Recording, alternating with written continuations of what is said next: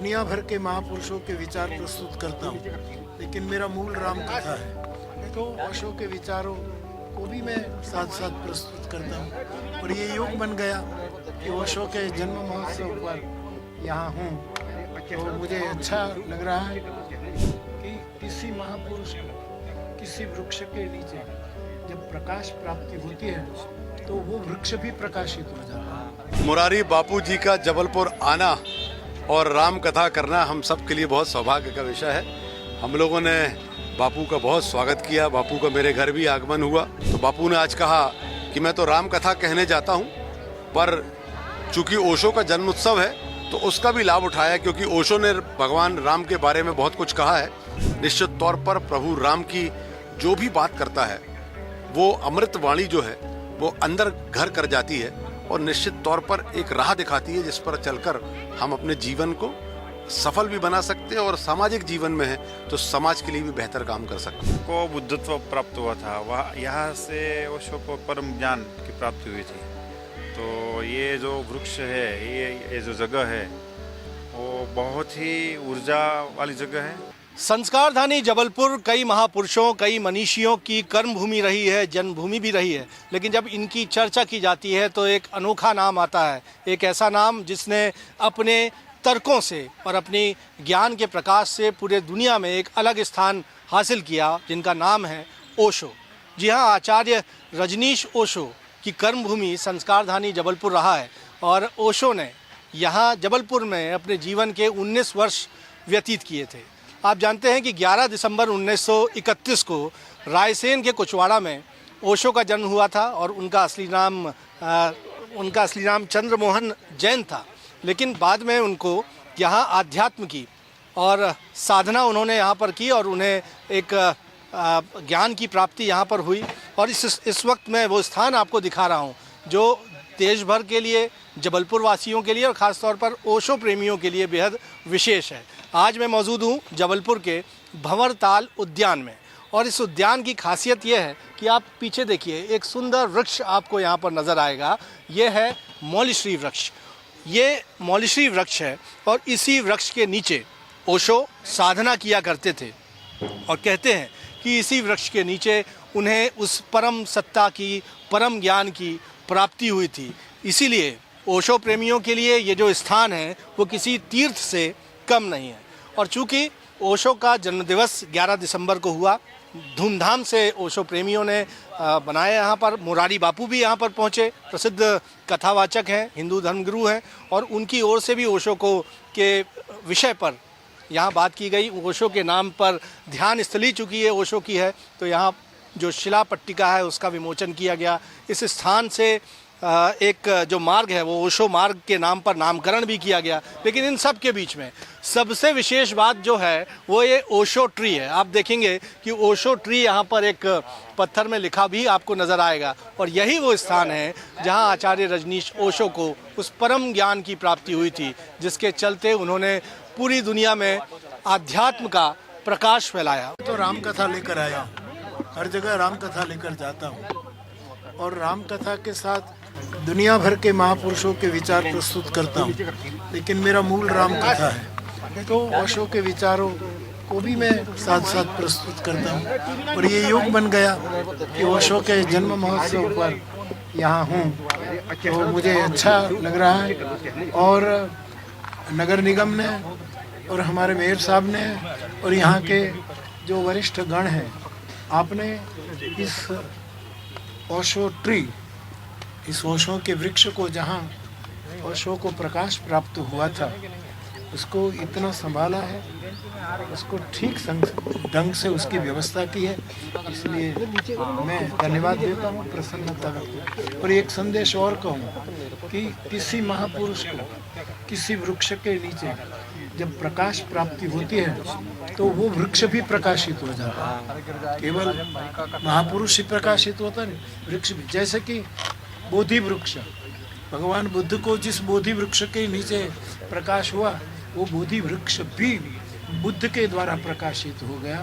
तो ये संसार को बहुत प्रेरणा देगा और ओशो पथ का नाम दिया वो भी बहुत सराहनीय है।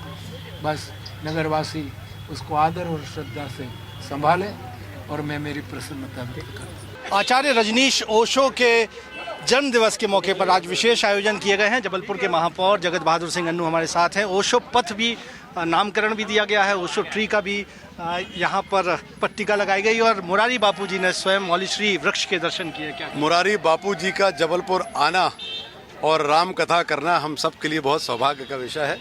हम लोगों ने बापू का बहुत स्वागत किया, बापू का मेरे घर भी आगमन हुआ। सौभाग्य ये है कि चूँकि ओशो का भी जन्म दिवस पड़ा तो बापू ने आज कहा कि मैं तो राम कथा कहने जाता हूँ, पर चूँकि ओशो का जन्म उत्सव है तो उसका भी लाभ उठाया, क्योंकि ओशो ने भगवान राम के बारे में बहुत कुछ कहा है। तो ऐसा बापू ने बताया कि मेरी इच्छा हुई कि जबकि जन्मोत्सव मुझे जबलपुर में मिल रहा है तो मैं मौलश्री वृक्ष वहाँ जाऊँ जहाँ उनकी साधना सिद्ध हुई थी और उनको सिद्धि प्राप्त हुई थी। तो हम लोगों ने दो काम किया। एक तो वो स्थल को बहुत खूबसूरत बनाया, व्यवस्थाएं वहाँ पर वैसी की। उसके साथ साथ ओशो ट्री का आज हम लोगों ने एक लोकार्पण जैसा काम आज कई वर्षों के बाद किया। देश विदेश से बहुत सारे लोग यहाँ पर आते हैं तो उसको व्यवस्थित किया। और यही पास में ओशो रहा करते थे तो वो वहाँ से साधना करने के लिए इस वृक्ष के नीचे आकर बैठते थे। तो इस पथ का नाम भी ओशो साधना पथ किया, जिसका लोकार्पण आज मुरारी बापू जी ने किया। हम लोग सब बहुत सौभाग्यशाली हैं कि बापू की रामकथा शहर में चल रही है और बहुत बड़े संदेश बापू के द्वारा हम लोगों को जबलपुर शहर वासियों को मिल रहे हैं। निश्चित तौर पर प्रभु राम की जो भी बात करता है वो अमृत वाणी जो है वो अंदर घर कर जाती है और निश्चित तौर पर एक राह दिखाती है जिस पर चलकर हम अपने जीवन को सफल भी बना सकते हैं और सामाजिक जीवन में है तो समाज के लिए भी बेहतर काम कर सकते हैं। और यहाँ ओशो भक्त यहाँ मौजूद हैं, स्वामी जी हैं, आपसे बात करते हैं। आज का दिन कितना खास है और आप उस मौलीश्री वृक्ष के नीचे इस वक्त खड़े हुए हैं, ये रोमांच किस तरह से आपको महसूस होता है? यहाँ पे ओशो को बुद्धत्व प्राप्त हुआ था, वह यहाँ से ओशो को परम ज्ञान की प्राप्ति हुई थी। तो ये जो वृक्ष है, ये जो जगह है वो बहुत ही ऊर्जा वाली जगह है। और हम नारगोल से है, नारगोल गुजरात में आया है और ओशो ने नारगोल में भी 1968, 69 एंड 70 गुजरात का फर्स्ट कैंप ओशो ने वहाँ से शुरू किया था। और वहाँ पे भी हमारा खुद का आश्रम है ओशो साधना पथ करके। तो उसका पहला कैंप था 1968 में ओशो साधना पथ करके था। तो उसी के नाम से हमने वहाँ पे ओशो साधना पथ नाम का रिसोर्ट आश्रम बनाया है जो आज का एकदम लेटेस्ट। हाँ, आप अनुयायी भी देश भर में हैं और उनकी यादों को अक्षुण्ण बनाए रखने के लिए इस तरह से नामकरण भी होते हैं। लेकिन मैं देख रहा हूँ, जैसे मेरे कैमरा पर्सन दिखाएंगे कि मौलीश्री वृक्ष को इस तरह से एक हमको ऐसा लगता है कि महसूस किया जा रहा है। तो आप लोग क्या संवेदना यहाँ पर महसूस कर रहे हैं? वो क्या ऊर्जा है जो आपको महसूस होती है? वो जो ओशो की एनर्जी है वो हमें यहाँ फील होती है। जैसे ओशो को बुद्धत्व मिला था तो उसकी एक अलग एनर्जी, उसकी जो चेतना ऊपर उठी थी तो वो हमें फील होता है, इसीलिए हम यहीं आते हैं। पर आज के दिन में आपको यहाँ आकर कैसा लगा? बहुत अच्छा लग रहा है। ओशो का बर्थडे है तो इसीलिए हम यहाँ आए और बोधि वृक्ष के नीचे रहे तो अच्छा लगा। और नारगोल में भी हम जो गुजरात में आया वहाँ भी हम कैंप करवाते हैं और हम नारगोल से ही है तो वहाँ भी आप भी आज के इस खास दिन पे जबलपुर आए हुए हैं? हाँ, इसीलिए आए हैं हम तो जबलपुर। आप देखिए कि देश भर से आज ओशो भक्त यहाँ पर पहुँचे हुए हैं और आप देखेंगे कि एक वो जो हम कह रहे थे कि ओशो यहाँ पर बैठकर उपासना किया करते थे, साधना किया करते थे, तो वो जो शक्ति है वो ऐसा लगता है कि वो महसूस करना यहाँ लोग चाहते हैं। आप क्या कहेंगे, आज आपको यहाँ कैसा लग रहा है? आज भी वाइब्रेशन बिल्कुल वैसा ही है यहाँ पे जैसे उस टाइम था। आज महसूस कर सकते हैं एक एक, मतलब मैं बोल नहीं सकती हूँ, जो क्षण है आप उसको महसूस कीजिए। कहाँ से आए हुए हैं आप? झांसी से। आप झांसी से आए हुए हैं। तो देखिए देश भर से भक्त यहाँ पर पहुँचे हैं। आपसे मैं जानता हूँ आप ओशो के विषय पर क्या कहेंगे? आज के इस दौर में ओशो कितने प्रासंगिक हैं? पूरे वर्ल्ड के अंदर फेमस है वो तो। कहने के लिए सब और कहने के लिए हम लोग के पास सब थे। भाव विभोर हो रहे हैं आप इस वृक्ष का आलिंगन करके।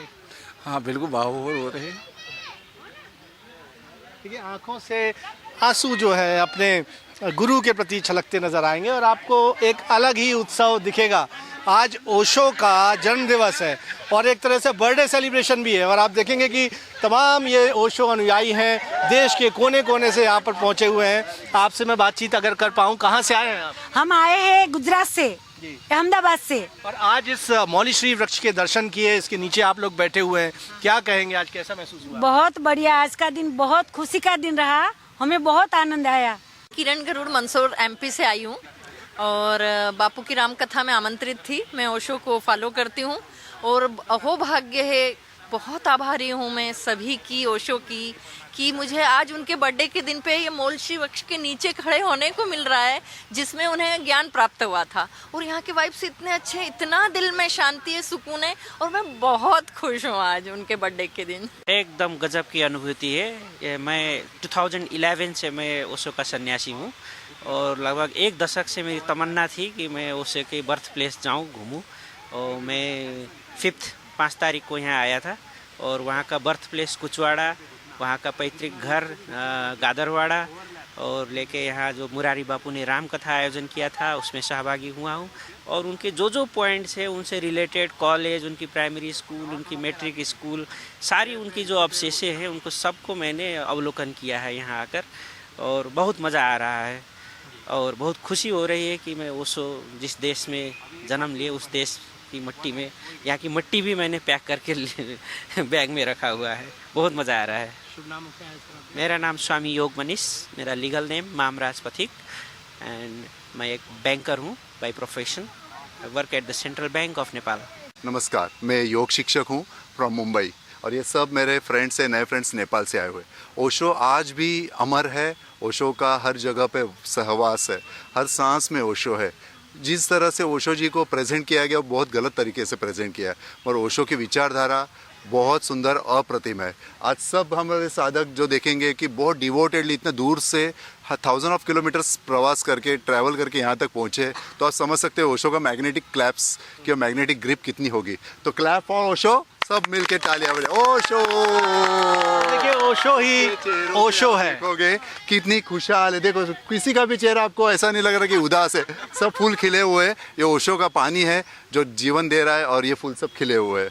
तो claps for Osho one more time. Thank you sir. तो देखिए ओशो का जन्म दिवस है, ओशो का बर्थडे सेलिब्रेशन है और हम कहें कि देश भर से ही नहीं दुनिया भर से ओशो के अनुयायी यहाँ संस्कारधानी जबलपुर में पहुँच रहे हैं, इस मौलश्री वृक्ष के दर्शन कर रहे हैं। मुरारी बापू भी यहाँ पर पहुँचे, उन्होंने भी इस मौलश्री वृक्ष के दर्शन किए और इस मौके पर जबलपुर नगर निगम के महापौर जगत बहादुर सिंह अन्नू भी मौजूद रहे। उन्होंने भी यहाँ पर भंवरताल गार्डन, जहाँ ये मौलश्री वृक्ष स्थित है, उसके सामने के मार्ग का नाम ओशो मार्ग करने का ऐलान किया और फैसला लिया गया। और हम कहें कि जबलपुर जो है यूं ही आध्यात्मिक पर्यटन का एक केंद्र है और ओशो की मौजूदगी यहाँ पर अभी भी एक तरह से लोग महसूस करते हैं। और ओशो का 19 वर्ष का जो जीवन काल यहाँ बीता, वो उनके यहाँ इसी वजह से उनके अनुयायी बड़ी संख्या में यहाँ पर पहुँचते हैं और बड़ी धूमधाम से इसी वजह से उनका जन्मोत्सव संस्कारधानी जबलपुर में मनाया गया है। कैमरामैन सतीश सराठे के साथ विजेंद्र पांडे, IBC 24 जबलपुर।